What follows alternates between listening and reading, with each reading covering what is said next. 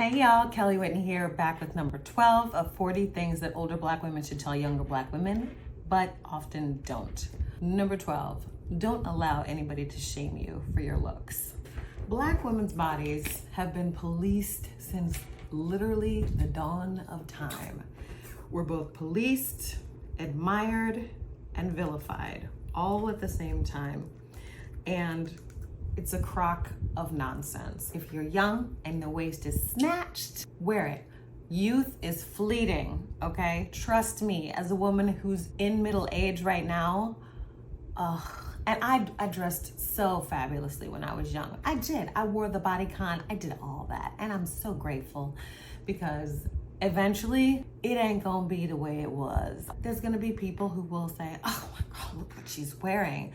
Oh my God, look at her butt. Yeah, you can look at it if you want to, just don't touch it. So many people are so interested in everything that Black women do. They wanna comment, they wanna ask questions, all of which is terribly rude and inconsiderate and intrusive. But because it's a Black body, you somehow don't have the same right to politesse or consideration as everybody else.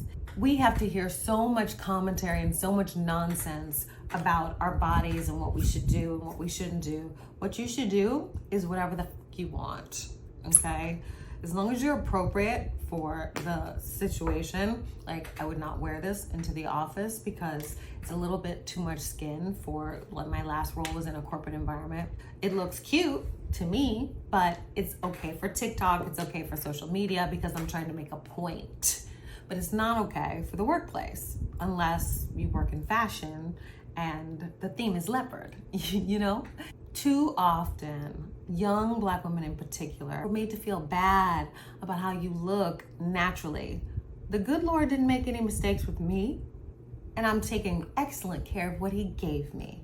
So if I choose to dress in a way that accentuates all the positives or attributes that I was born with, that's my business, and you're not going to say shit about it. Another thing that I think we get shamed for as far as our natural looks is our hair, okay? Like, somebody will look at me and I see thin, I see scrappy, I see way too much scalp, but somebody else might say, oh, you got good hair. That's somebody's perception, because if somebody had decided that 4C hair was good, then they would look at me and be like, oh, it's a little thin, but we do what we can. You see what I'm saying? That's the arbitrary nature of somebody else's opinion.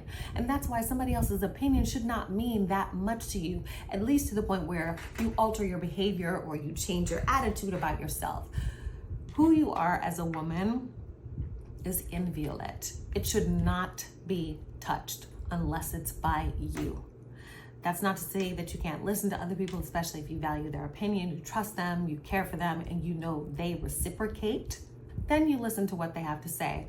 Or if someone like a boss says, well, you know, this isn't quite what we do here in the office, you need to adapt. Do you want them to give you the coins? Oh, okay, do what they say. But outside in the street, when you're on your own time, you have the authority and dominion over your own person to do what you want to do. And even to some extent inside the workplace, as long as you don't have titties hanging out and you don't have magenta braids flopping everywhere when everybody else is wearing gray and black and has a bob, okay. But there's certain things about you that cannot be adapted. Fat asses, what you gonna do about that? Big boobs, what you gonna do about that? That is what it is. But if they're talking about you and not your clothes, they're out of order. Don't allow anybody to shame you for how the good Lord made you naturally, okay?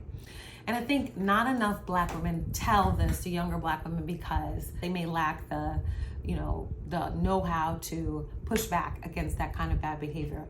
They may say, well, just take it, just do what they say to get the money or whatever. And I hear that. I understand that because everybody needs coins. Most of us ain't out here with trust funds, independently wealthy, etc. Not enough of us encourage young women to feel beautiful in their skin and to accentuate their natural attributes. There's a whole narrative around the fact that natural hair is not professional in the workplace. But you know why it's not professional in the workplace? Because they're judging us by white beauty standards. We're never gonna live up, ever, not ever. Nothing that we do is ever going to live up to that because that's not us. So if it's not you, then it's not right. Nonsense. Absolute trash. Don't even buy into that shit. If you want to wear bright ass red on camera, and I'm thinking of this one anchor, her name is Tashara something. She was really active in the Crown Act. Oh, why can't I remember her name? Anyway, she is very shapely, and she was on TV. She did the weather, and she would wear the most fabulous bodycon things. And, you know, she got a lot of heat from people who would say, oh, because she would always change up her hair, and she had natural hair, and she would always do these beautiful styles. And she got a lot of heat from viewers saying, oh, you're not professional, you're not this, you're not that. No, you just want me, and you're distracted from the weather, and now you're tight about it. When people come at you with commentary about this or that, it's up to you whether or not you want to address it. You may just want to ixnay those people and get away from them, because I would actually encourage that rather than wasting your time and energy getting upset and raising your cortisol level and addressing some nonsense from an idiot.